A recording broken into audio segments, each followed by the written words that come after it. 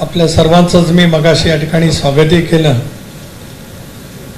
आणि आपल्यापैकी सर्वांनीच या ठिकाणी दाखवलेली महाराष्ट्राच्या राज्याच्या निर्मितीची अलौकिक अस्मरणीय आणि महाराष्ट्राच्या अस्मितेची सुरुवात झालेली क्षणचित्र आपण सर्वांनी मिळून पाहिलीत.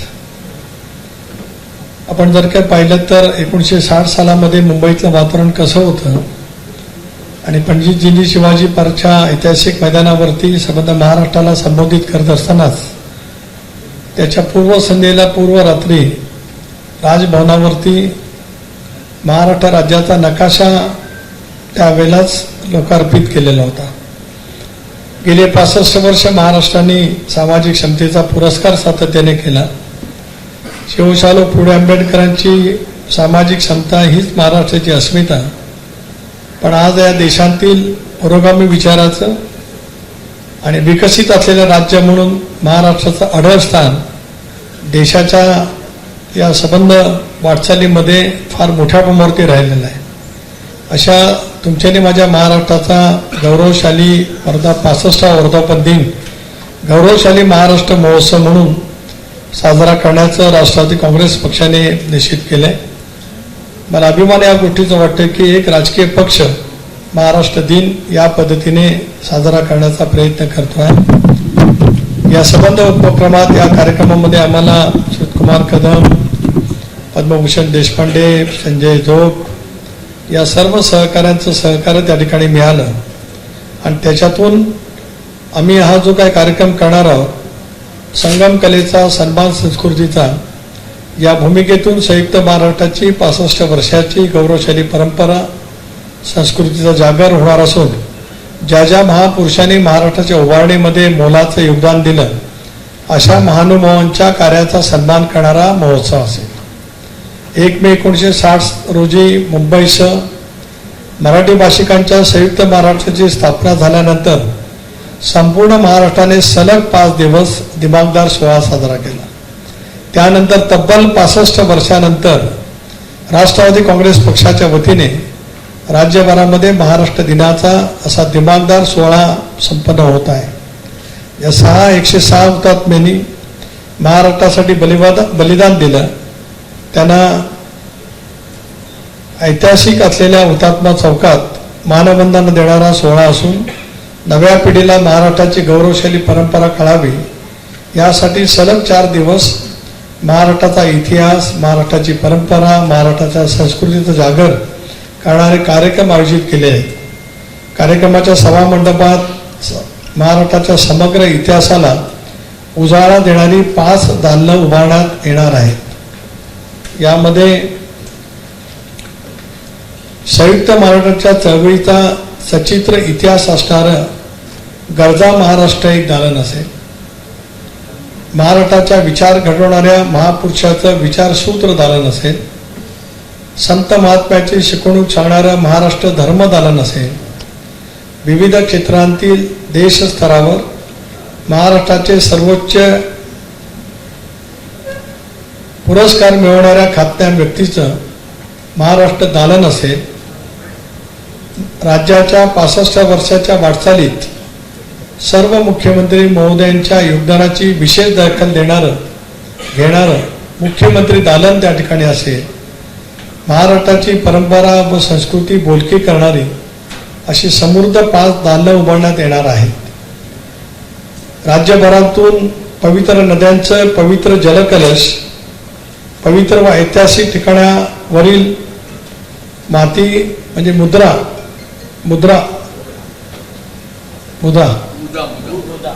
कलश घेऊन 6 प्रादेशिक विभागातून 6 महाराष्ट्र गौरव कलश रथ 1 मे रोजी मुंबईमध्ये दाखल होणार आहेत. महाराष्ट्राच्या संस्कृतीचे दर्शन घडवणाऱ्या या गौरव रथाची शोभायात्रा 1 मे रोजी सायंकाळी 5:30 वाजता निघणार असून यात्रेचा समारोप कार्यक्रम स्थळी होणार आहे.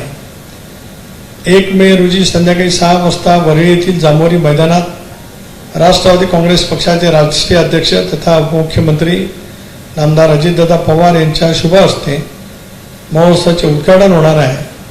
त्यावेळेला राष्ट्रीय कार्याध्यक्ष नामदार खासदार प्रफुल्लभाई पटेल, माजी मंत्री छगन भुजबळ, राष्ट्रवादी काँग्रेस पक्षाचे मंत्रिमंडळातील सर्व सहकारी, राष्ट्रवादी काँग्रेस पक्षाचे एक प्रमुख नेते दिलीप वळसे पाटील, सर्व सन्माननीय पदाधिकारी, विविध फ्रंटल सेलचे प्रमुख, विद्यमान खासदार, आमदार, माजी खासदार यांची उपस्थिती त्या ठिकाणी राहणार आहे. सायंकाळी 6 वाजता उद्घाटन सोहळ्यात विविध क्षेत्रांतील मान्यवरांचा सन्मान त्या ठिकाणी होणार आहे आणि त्यानंतर प्रसिद्ध गायक नंदेश उमप यांची महाराष्ट्र गौरव गीतांची मैफिल त्या ठिकाणी होणार आहे. 1 तारखेला जावेद अख्तर, प्राध्यापक सदानंद मोरे यांना आम्ही निमंत्रित केलेच, पण संयुक्त महाराष्ट्राच्या चळवळीमध्ये ज्यांनी वृत्तांकन केलं ते आणि दीर्घकाळ विधानमंडळाच्या मध्ये ज्यांनी फार मोठ्या प्रमाणावरती सातत्य दाखवलं ते मधुकर भावे यांना सुद्धा आम्ही त्या दिवशी निमंत्रित करणार आहोत.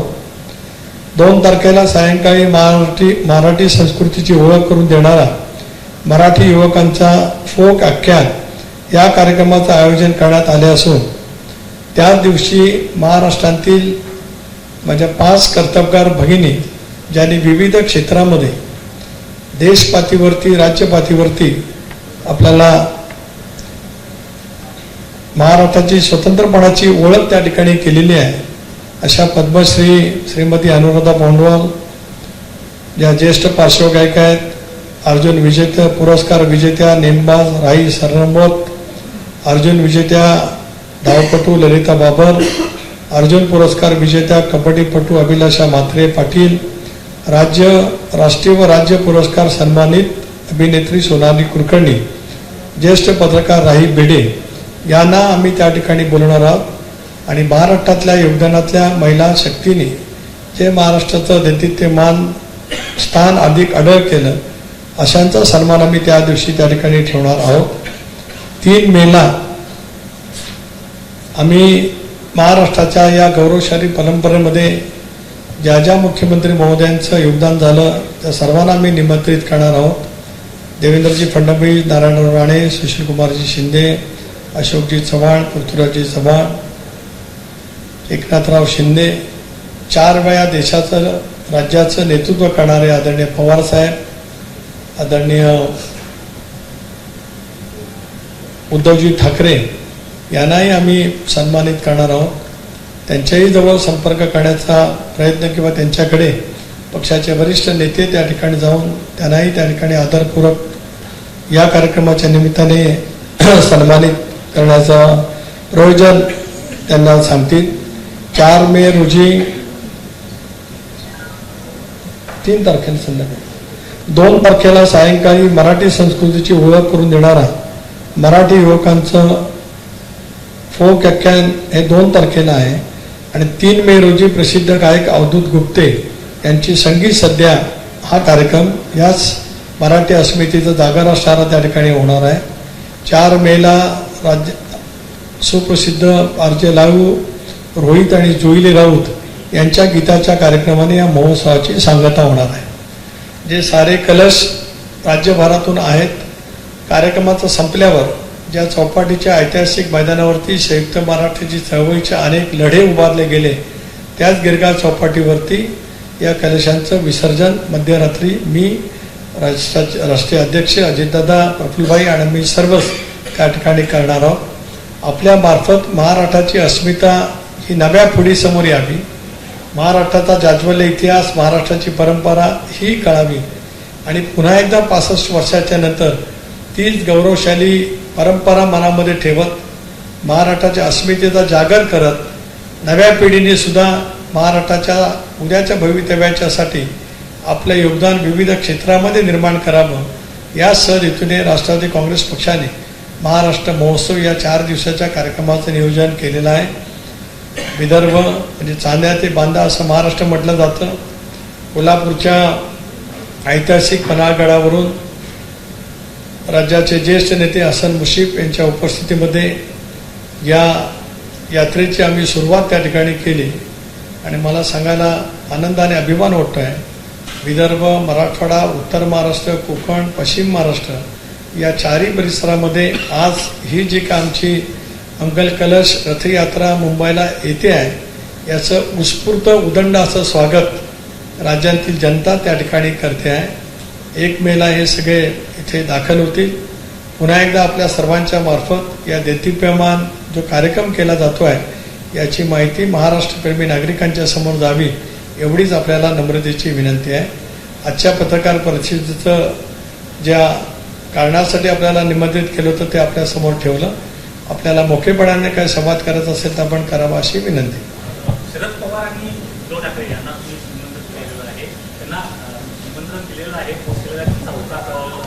प्रफुल्ल पटेल साहेब हे आदरणीय पवार साहेबांची भेट घेतली.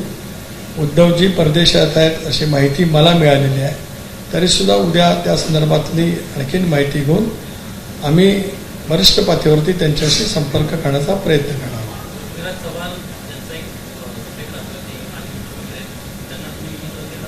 मी आज पृथ्वीराज चव्हाण साहेबांची स्वतः बोललो.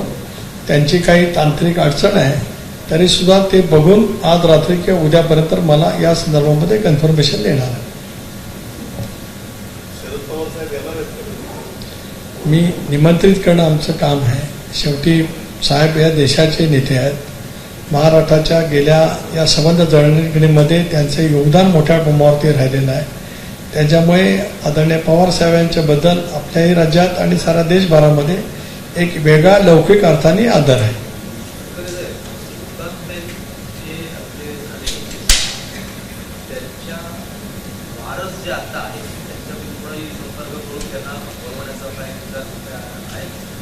नाही, आम्ही ते माहिती सुद्धा त्या पद्धतीची संकलित करण्याचा प्रयत्न करतो आहोत. दालनामध्ये ती सर्व पद्धतीची माहिती निश्चितपणाने आपल्याला पाहायला मिळेल. पण ते सुद्धा आपण जे सांगतात, कारण ही घटना 57-58च्या आसपास ती असल्यामुळे त्या सर्वच गोष्टीचं माहिती घेण्याचा प्रयत्न आमच्या मार्फत आहे. या वेळेपर्यंत जर काही ती मिळू शकली नाही तर केव्हा तरी त्यांना बोलून सन्मानित करण्याच्यासाठी एक वेगळा कार्यक्रम ठेवण्यात येईल.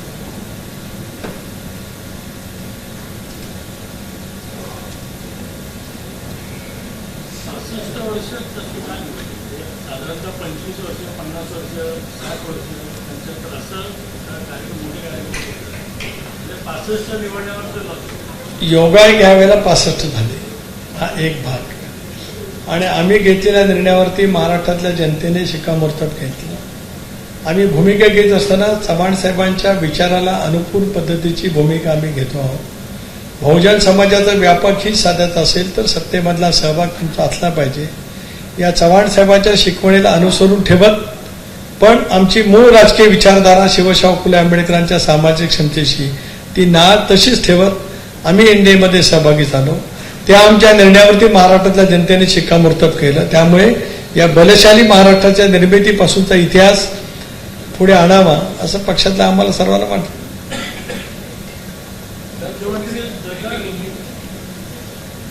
हा बोला ना. माजी मुख्यमंत्री जर का आले नाही कार्यक्रमाला तर तुम्ही त्यांच्या घरी जाऊन शेवटी आम्ही जे सन्मानपत्र तयार करणार ते आम्ही देणार घरी जाऊन. नाही, नंतर प्रत्येकाची वेळ घेऊनच होणार ना. आम्ही जरी एका दिवशी ठरवलं तरी त्यांची अवेलेबिलिटी त्या दिवशी नसेल तर काय होणार नाही ना.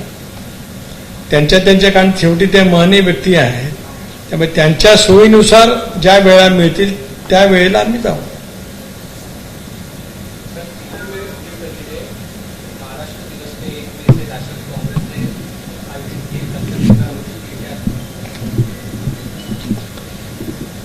महाराष्ट्र राज्य की निर्मिती 65 साल पहले इस मुंबई में के शिवाजी पार्क के ऐतिहासिक भूमि पर देश के प्रथम पंतप्रधान पंडित जवाहरलाल नेहरू और राज्य के प्रथम मुख्यमंत्री यशवंतराव जी चौहान साहब इनके नेतृत्व में भी यहाँ पे हो गई थी. 65 साल के इस प्रवास में महाराष्ट्र ने बहुत सारे एक विचार पूरे देश के सामने रखे हैं. देश की इस 75 साल की ओवरऑल जो कुछ प्रगति हो गई है उसमें महाराष्ट्र का योगदान बहुत है. छत्रपति शिवराय के महाराष्ट्र, शाहू फुले आंबेडकर का महाराष्ट्र की अलग से एक प्रतिमा देश में है. इसके लिए राष्ट्रवादी कांग्रेस पार्टी की तरफ से 1 मई से 1, 2, 3, 4 दिन महाराष्ट्र महोत्सव राष्ट्रवादी कांग्रेस पार्टी की तरफ से आयोजित किया गया।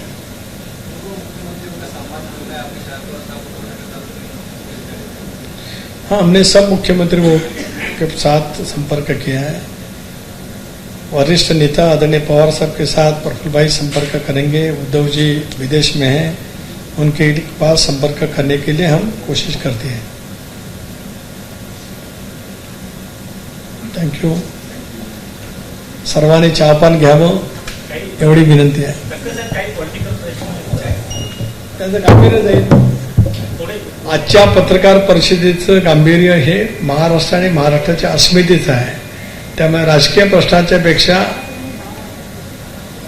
याचं महत्व माझ्या दृष्टीने अधिक आहे। राजकीय प्रश्न संध्याकाळी किंवा उद्या सकाळी विचार। एबीपी माझा, उघडा डोळे बघा नीट।